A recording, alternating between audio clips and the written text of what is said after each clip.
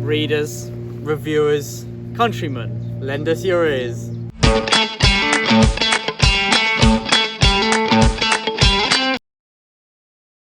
Good morning, afternoon, evening everyone. Thank you for joining us, the Brothers Gwynne. Today we're going to be chatting about what we would like to be reading during April. Filming somewhere a little bit different today. We are in our the field where we keep our beautiful horse Courage. So you might see a horse or two in the background snipping some grass or trying to steal my hat. It might be a little bit windy, but we will see how we get on. So I will kick us off then with Our Country's Good by Timberlake Vertenbaker. This is a dramatic play, and it's one of the academic studies in my English literature A-level.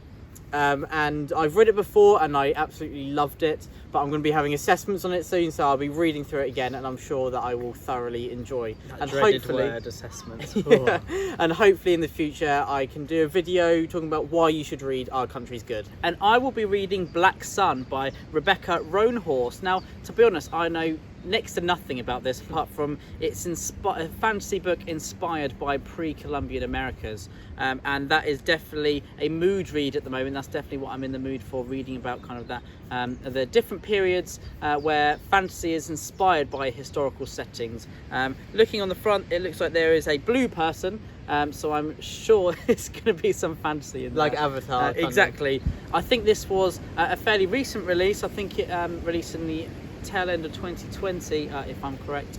But I don't know too much about it apart from it's going to be good. Yeah, the cover's quite simple, but I really like it. It seems quite impactful. And I'm really interested in what you think of it, because it's a book that I've been thinking of picking up as well. Yeah, cool. I'll definitely let you know my thoughts. I like the black cover with the bold colours on it as well. So yeah, definitely I will let you all know my thoughts. My next read will actually be one of my first reads of Stephen King. So this is later, which was actually released in March, and I heard Mike Book Reviews, which is a great channel that you should check out, by the way. I heard his review on Later and he said that he loved it, and so I just had to go and get my own copy. So I'll be starting with Later this month. And my next read of April will be Comanches, The History of a People by T.R. Fehrenbach. This will be a non-fiction read, a bit of research for me about the Comanches, which were a Native American tribe. I've read a few books the last year or so about this tribe, and I'm still completely fascinated, enraptured with their history, the way they lived, the way they fought, the way they died. So I'm really looking forward to reading this. I've heard great things. Just having a flick through, there's some amazing pictures in there. And I'm sure this will be a very informative read. Hopefully it will go some way to feed your insatiable desire for more Native American knowledge recently. It's become a bit of an obsession, hasn't it? I wouldn't say obsession, but yeah. A good one. An obsession, yeah. Probably. My next read will be Writers and Lovers by Lily King. I actually have no idea what this is about, but a friend got it for me, said that they thought that I would love it, and I have really just heard praise after praise for this book, so really looking forward to diving in, and hopefully they're right that this is right up my street. We're being quite bold this month, choosing books we know literally nothing about. Yeah, exactly. So. Yeah, just diving in the deep end. And my next read of April will be Trigger Warning by Neil Gaiman. This is a collection of short stories. I recently had a chat with Matt from The Broken Binding, which is a wonderful indie bookstore that you should all go to right now to purchase your fantasy sci-fi books. There will be bigger shelves as of September with historical fiction and comics and a whole vast range of other books as well. So Matt is a great chap. I really enjoyed talking to him. And we'll put a link to the store in the description below. Absolutely. And Matt really recommended to me this short story collection called Trigger Warning by Neil Gaiman. He's a big fan of Neil Gaiman, as am I. I've yet to read some short stories by Neil Gaiman, so I'm really looking forward to diving in. I love watching Neil Gaiman talk on YouTube about his writing process and the way that he approaches books and writing in general. He's got some fabulous advice.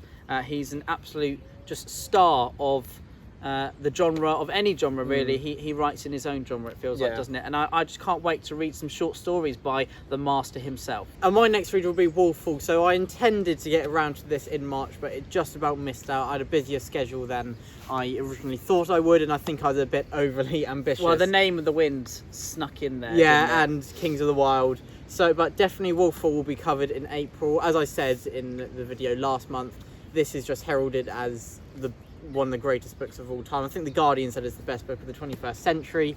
Historical fiction mixed with literary fiction. It's meant to just be written beautifully and just be a very authentic depiction of Tudor political intrigue. So again, I just really cannot wait to dive into Wolf Hall and the series to follow. I'm currently listening to a book called The Wolf of Wessex by Matthew Harvey. Now, Matthew Harvey is a historical fiction writer. He writes about the Dark Ages of Britain.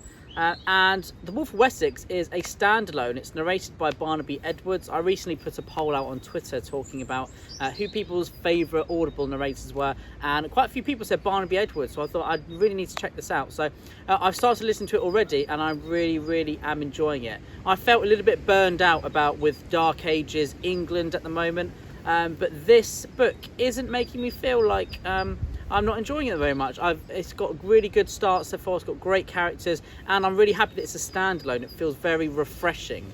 So I will definitely have a review out for that soon. But no, really enjoying that. And Matthew Harvey is a great guy. I'm looking forward to reading a lot more of him in the future. Yeah, I saw a review of Petrix for Wolf of Wessex, and he said that it rivals Bernard Cornwell, and that immediately intrigued us both, didn't it? If someone compares a historical fiction author to Bernard Cornwell, you know it's going to be great. The big BC. Talking about Bernard Cornwell, one of my reads of this month will be Lords of the North, which is the third instalment in the Saxon Stories series, which I'm loving so far. The Pale Horseman, I absolutely adored it. It's actually your favourite of the series, isn't it? Yep. So I'm hoping that Lords of the North can take another step up, and I think that I'll really love it again. I'm reading one book of the series per month, so it's probably going to take me around a year, but I think that's the best way to go about it. Yeah, you don't want to kind of binge Bernard. I think, even though I love Bernard Cornwell's writing, I think he does have a template, especially if you're reading 13 books in one series. It can feel a little bit samey over and over again, but if you leave a long enough break, they feel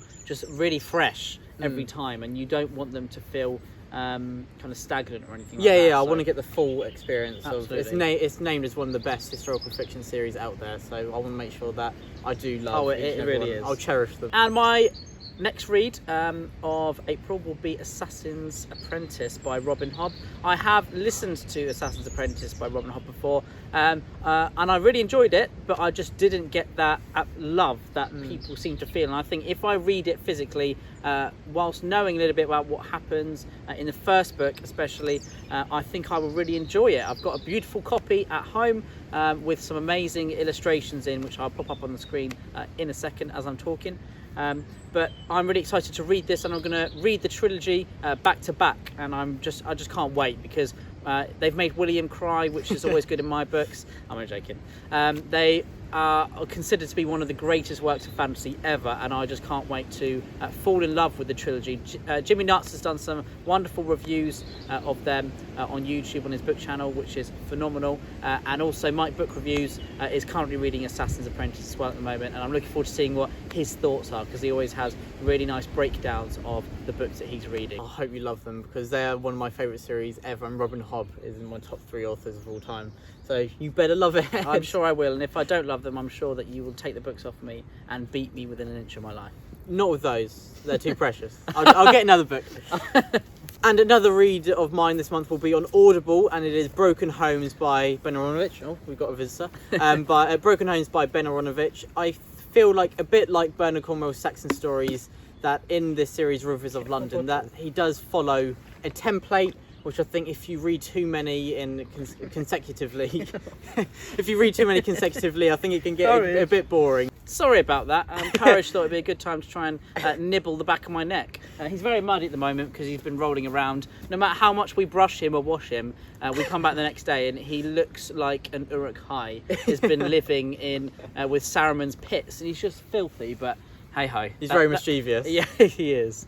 Yeah, so as I was saying, I think that Broken Homes and Ben Aronovich's Rivers of London does also, like the Saxon Stories, have a bit of a template, which means that if you read them in consecutive order, you might not get the full enjoyment and the full experience. Might be a bit samey. Yeah, exactly. So again, as with the Saxon Stories, I'm reading one a month, and I'm listening to Rivers of London on Audible, and Colbert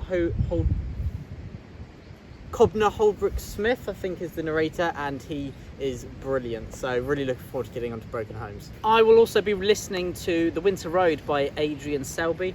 Dad absolutely loves that book. He loves the whole first-person perspective of the character. Apparently, she's so gritty and real and authentic, and I'm really looking forward to diving into this incredibly grimdark world. I do write for Grimdark magazine. I love grimdark stories.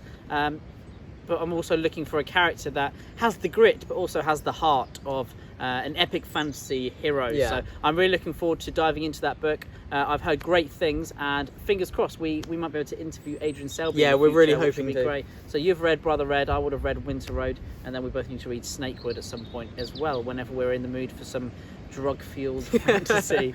When are we not? So another read of mine this month is going to be another academic read, the play Equus, which I am studying for my drama studies, theatre studies.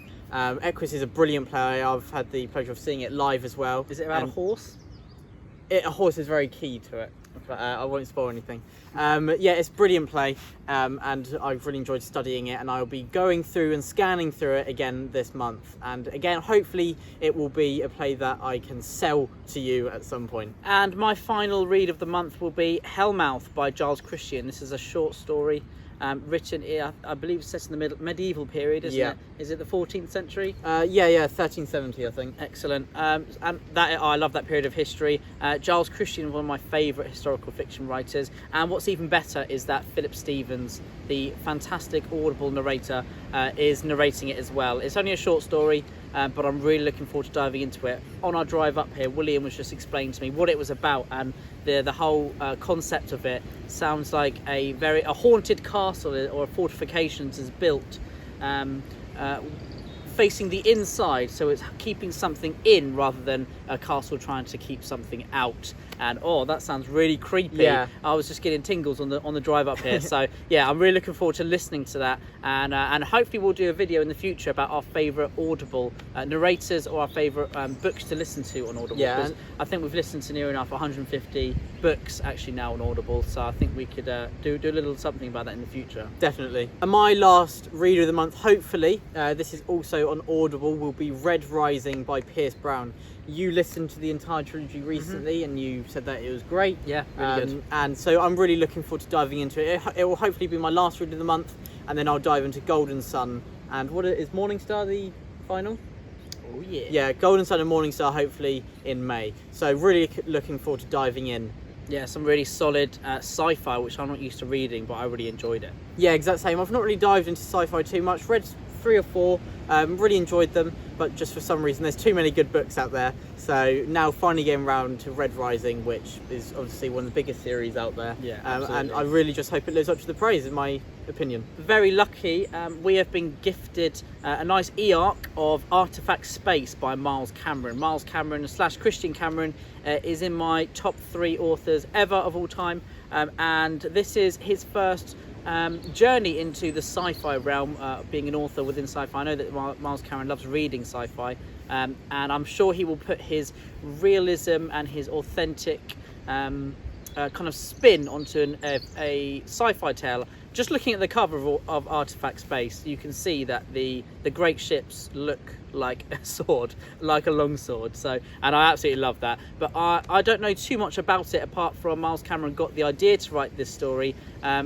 whilst he was watching Little Women, which is one of my favourite films. Yeah, it's great. Absolutely fantastic. So some excellent characters in there. I think his main character is a female, and I think this is his first actually point of view that he's written as a female, and I just can't wait to read a sci-fi world that Miles Cameron has created, and I just cannot wait to let everyone know my thoughts. Yeah, Miles or Christian Cameron, I think that his strength is obviously, I think he creates an immersive experience, whether it's in fantasy or historical fiction. Yeah. And I'm really interested to see how he applies that into science fiction. Yeah. So there you go, they are our reads, or what we hope to read in April. So I think we're being quite ambitious, but we've got a mix of audible and physical reads, so I think that we can do it. And obviously we've got a range of genres, from sci-fi, horror, to obviously fantasy and historical fiction. So we've got a wide range, and hopefully that this has given you some suggestions maybe, or some books that you may be interested to hear our thoughts on at the end of the month. Thank you for watching Courage attack me. It happens pretty regularly.